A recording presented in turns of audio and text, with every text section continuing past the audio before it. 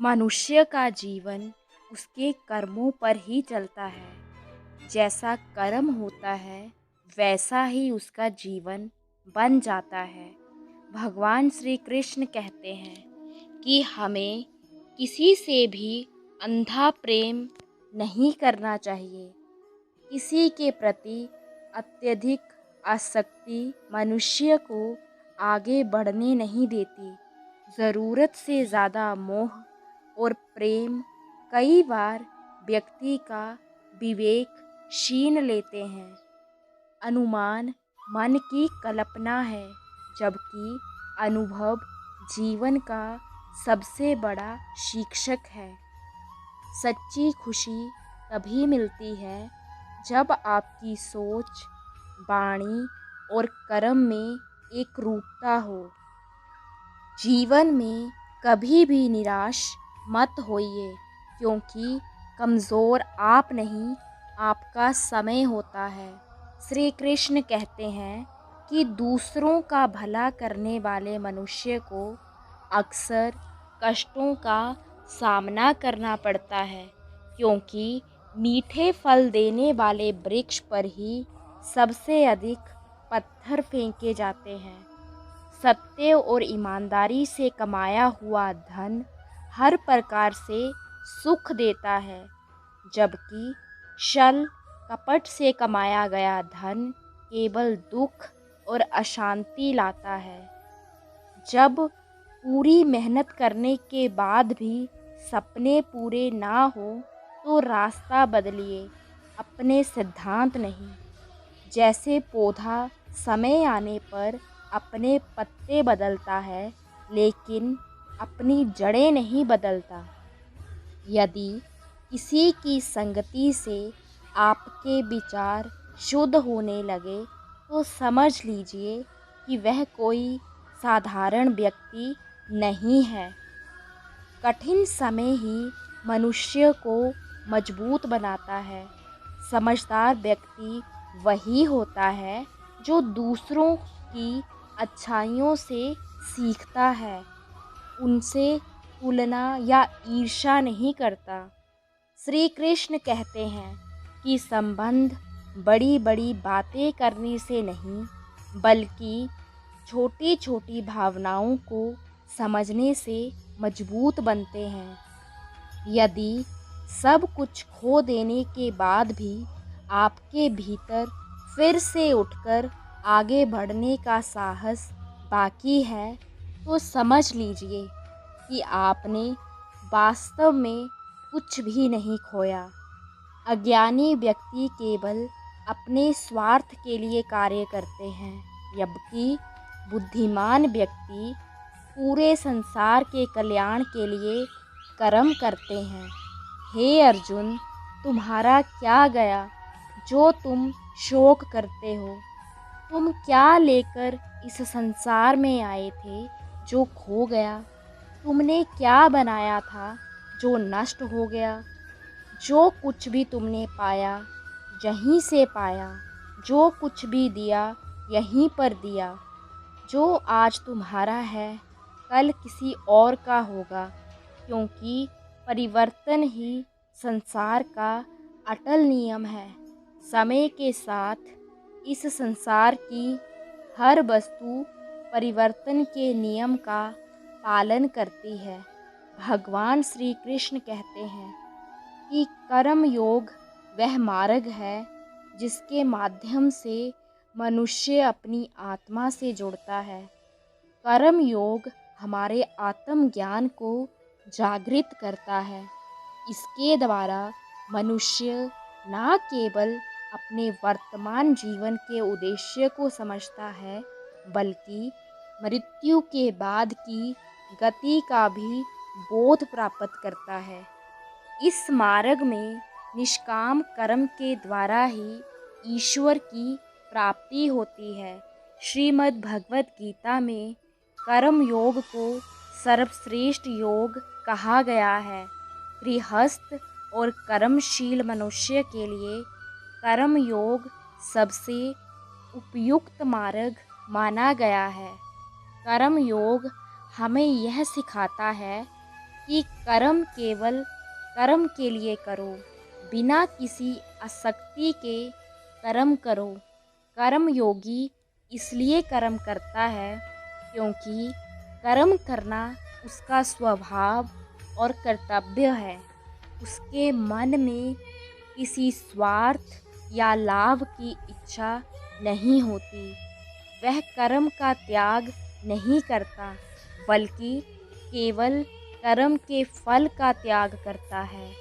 इसी कारण वह कर्मों से उत्पन्न होने वाले दुखों से मुक्त हो जाता है। संसार में उसकी स्थिति एक दाता के समान होती है। वह केवल देता है, बदले में कुछ पाने की अपेक्षा नहीं रखता। इसलिए वह कभी दुखी नहीं होता। कर्म फल का त्याग करके किया गया कोई भी निष्काम और धर्म सम्मत कार्य पूजा के समान हो जाता है। इस संसार का कोई भी कार्य भ्रम से अलग नहीं है। इसलिए कार्य का स्वरूप चाहे जो भी हो, यदि वह निष्काम भाव से किया जाए तो वह ईश्वर को समर्पित होता है। पुनर्जन्म का कारण वासनाओं और अत्यधिक इच्छाओं का संचय है। कर्म योगी कर्म फल की चिंता में नहीं उलझता, इसलिए उसके भीतर वासनाओं का संचय भी नहीं होता। इस प्रकार कर्म योगी जन्म मरण के बंधनों से भी मुक्त हो जाता है। भगवान श्री कृष्ण कहते हैं कि मनुष्य का मन वायु के समान अत्यंत चंचल है। यही मन मनुष्य को कामनाओं और वासनाओं की ओर भटकाता है। यदि जीवन में सफलता प्राप्त करनी है तो सबसे पहले मन पर नियंत्रण करना आवश्यक है।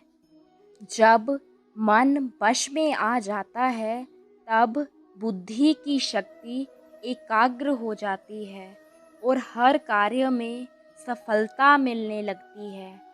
जिसने अपने मन पर विजय प्राप्त कर ली, वह व्यर्थ की चिंताओं, इच्छाओं और मानसिक अशांति से भी मुक्त हो जाता है।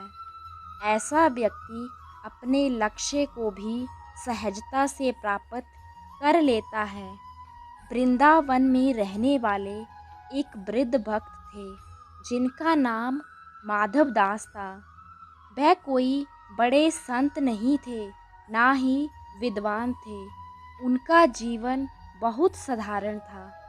सुबह जमुना तट पर जाकर मंदिर के लिए फूल चुनना, ठाकुर जी की सेवा करना और शाम को नाम जप करते हुए घर लौट आना, यही उनकी दिनचर्या थी। पूरे वृंदावन में लोग उन्हें एक शांत और सरल स्वभाव वाले व्यक्ति के रूप में जानते थे। लेकिन उनके जीवन में एक ऐसी समस्या थी जिसके बारे में कोई नहीं जानता था। उनका मन कभी स्थिर नहीं रहता था। पूजा करते समय भी मन इधर उधर भटक जाता था। कभी पुराने अपमान याद आते, कभी भविष्य की चिंता सताने लगती, कभी लगता कि भगवान उनकी सुन ही नहीं रहे। कई बार वह स्वयं से कहते थे, मैं रोज श्री कृष्ण का नाम लेता हूँ, फिर भी मेरा मन शांत क्यों नहीं होता। एक दिन वह प्रातः काल बांके बिहारी के मंदिर के में दर्शन करके बाहर निकले। मंदिर के सामने बैठे एक वृद्ध संत ने उनके चेहरे की बेचैनी देख ली। संत ने मुस्कुराकर पूछा, बेटा क्या बात है? चेहरे पर भक्ति कम और चिंता ज़्यादा दिखाई दे रही है। माधव दास ने विनम्रता से कहा, महाराज मैं वर्षों से भक्ति कर रहा हूँ, लेकिन मेरा मन मेरे वश में नहीं आता। कभी चिंता, कभी इच्छा, कभी डर, कभी क्रोध। ऐसा लगता है जैसे मन मुझे जहाँ चाहे वहाँ घसीट ले जाता है। संत ने कोई बड़ा उपदेश नहीं दिया। उन्होंने केवल इतना कहा, कल सुबह जमुना घाट पर समय से आ जाना। अगले दिन सूर्योदय के समय से पहले माधवदास जमुना तट पर पहुंच गए। संत पहले से वहां बैठे थे। उन्होंने सामने बहते जल की ओर इशारा करते हुए पूछा, बताओ यह पानी कैसा दिखाई दे रहा है? माधवदास बोले, बहुत शांत है। इसमें सूरज की किरणें भी साफ दिखाई दे रही हैं। तभी संत ने एक छोटा सा पत्थर उठाकर पानी में फेंक दिया। पूरे जल में लहरें फैल गई। उन्होंने पूछा, अब क्या दिखाई दे रहा है? माधवदास ने कहा, अब कुछ भी साफ नहीं दिख रहा। संत मुस्कुराए और बोले, बस यही तुम्हारे मन की अवस्था है। बाहर की घटनाएं पत्थर हैं और तुम्हारा मन यह जल है। जब तुम हर बात को पकड़ लेते हो, हर अपमान, हर इच्छा और हर चिंता को अपने भीतर जगह दे देते हो, तब मन अशांत हो जाता है। अशांत मन में ना भगवान दिखाई देते हैं और ना ही सही मार्ग। यह शब्द माधवदास के हृदय में उतर गए। उस दिन के बाद उन्होंने अपने जीवन में एक छोटा सा परिवर्तन किया। जब भी मन में किसी व्यर्थ चिंता में उलझता, वह तुरंत श्री कृष्ण का नाम लेकर स्वयं से कहता, यह विचार भी चला जाएगा।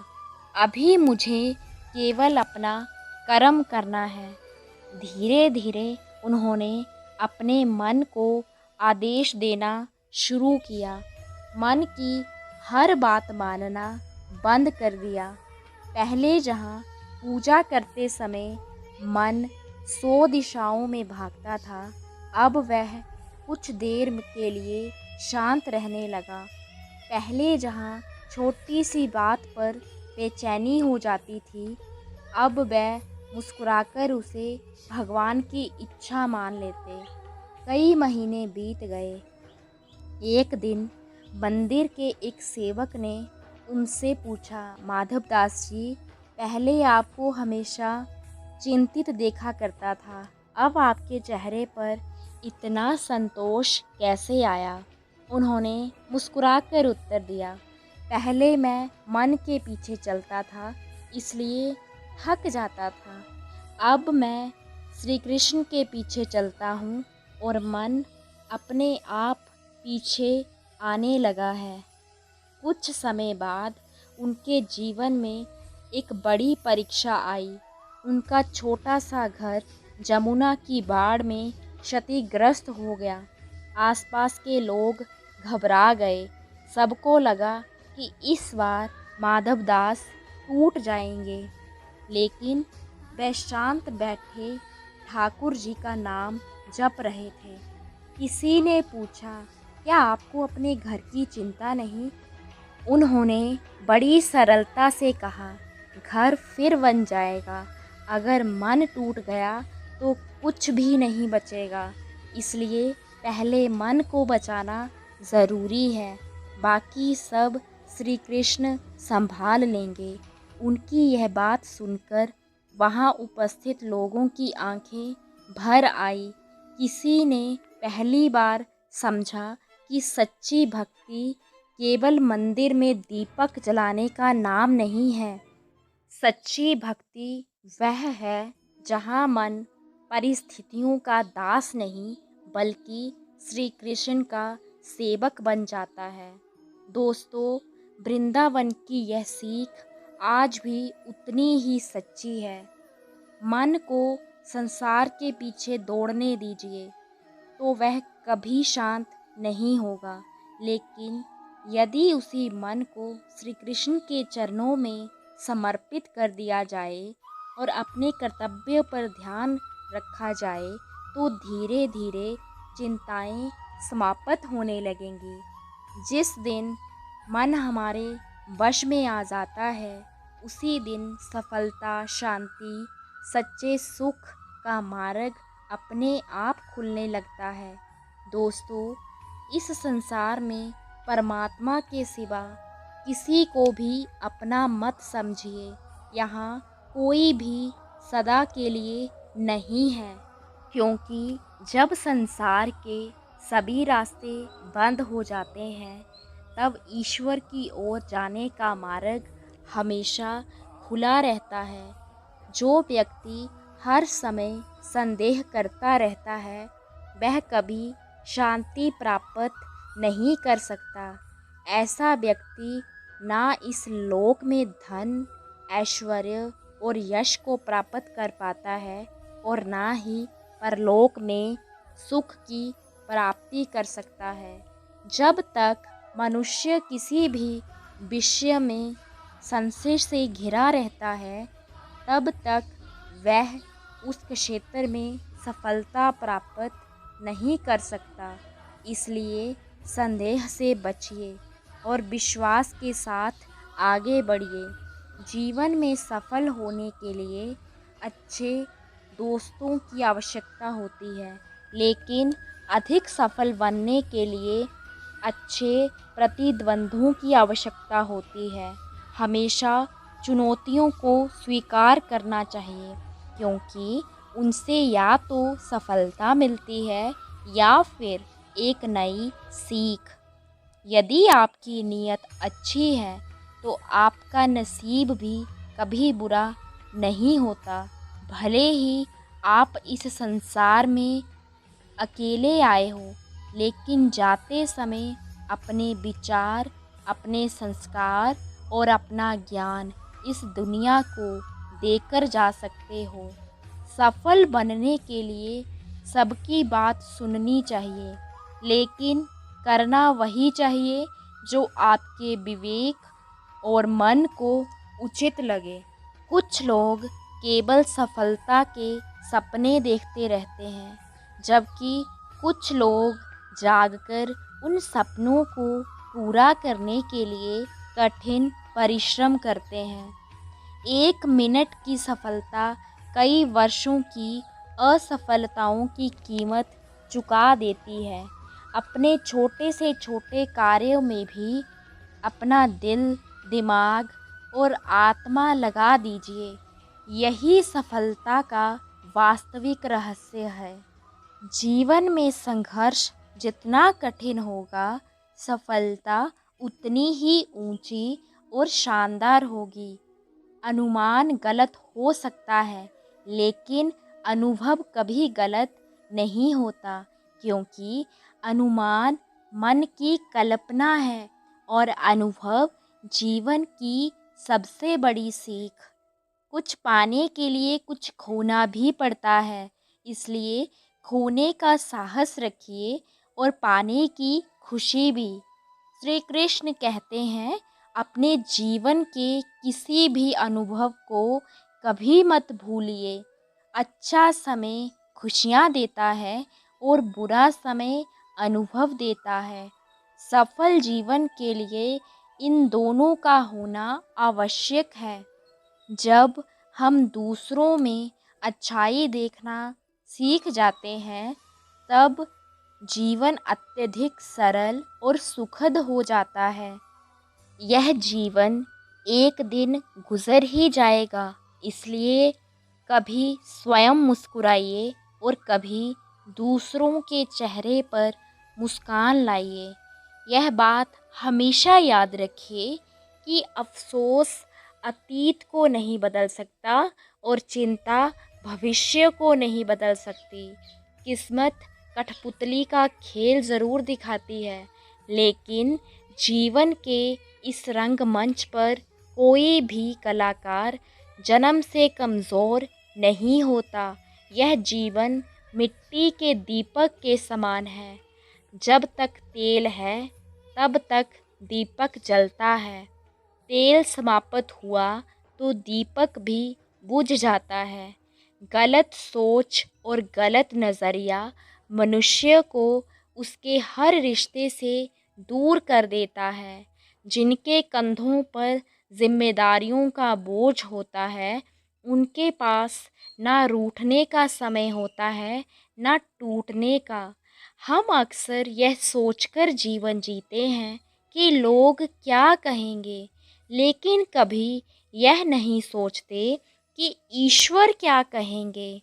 हमें प्रत्येक कार्य धैर्य और संयम के साथ करना चाहिए, तभी सफलता के द्वार खुलते हैं।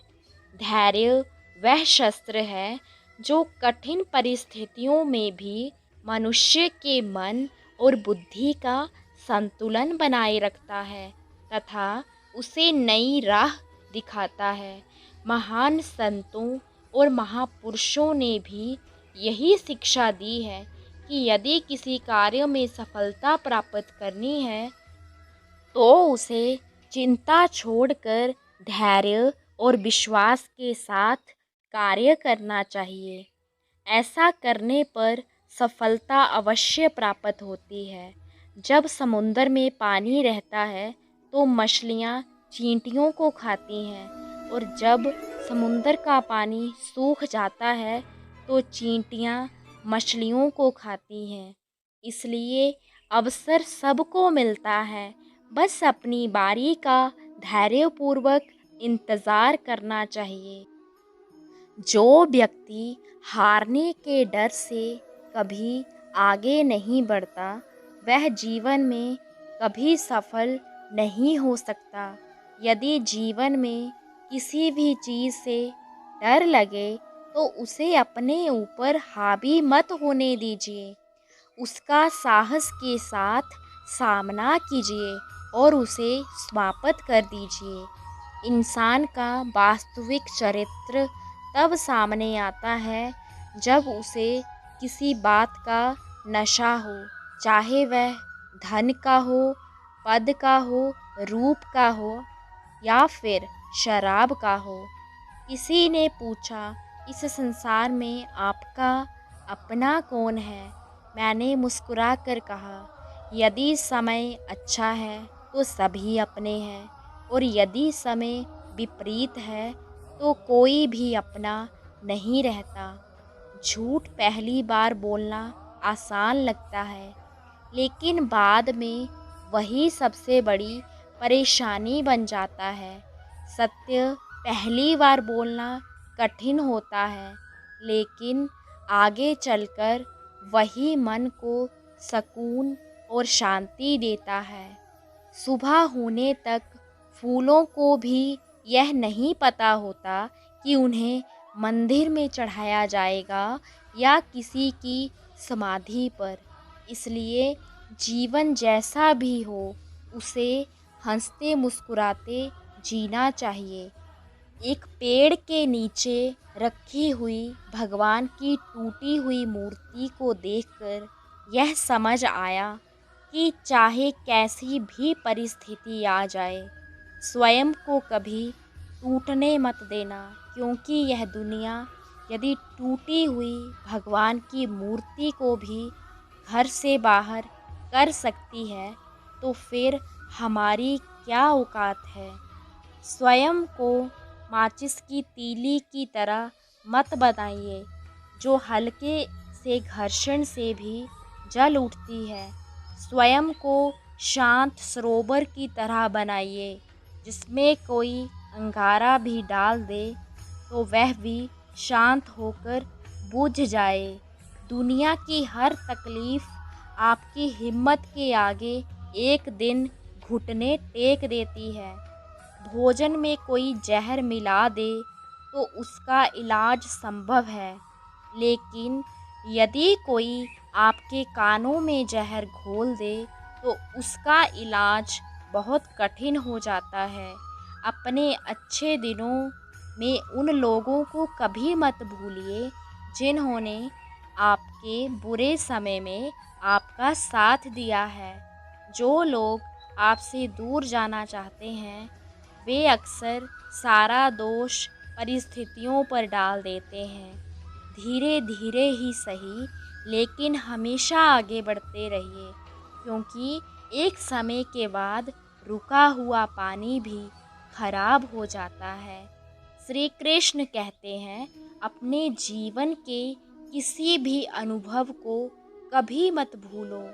अच्छा समय खुशियाँ देता है और बुरा समय अनुभव सिखाता है। सफल जीवन के लिए इन दोनों का होना आवश्यक है। जब हम दूसरों में अच्छाई देखना सीख जाते हैं, तब जीवन अधिक सरल और सुखी हो जाता है।